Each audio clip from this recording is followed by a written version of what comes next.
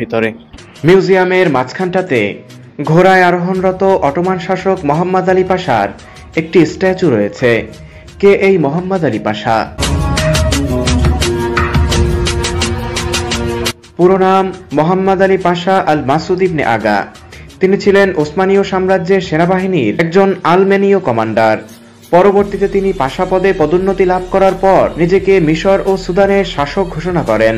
তিনি জাতীয়তাবাদী নেতা না হলেও সামরিক, সাংস্কৃতিক ও অর্থনৈতিক ক্ষেত্রে ব্যাপক সংস্কারের ফলে তাকে আধুনিক মিশরের স্থপতি হিসাবে বিবেচনা করা হয়। মিশরের বাইরে তিনি লেভেন্টও শাসন করেছেন। তার প্রতিষ্ঠিত মোহাম্মদ আলী রাজবংশ 1952 সালের বিপ্লবের আগ পর্যন্ত মিশর শাসন করেছে। এই কেল্লার একটি সুড়ঙ্গ বা গোপন পথ যেরকম থাকে সেই রকম আপনারা দেখতে পাচ্ছেন।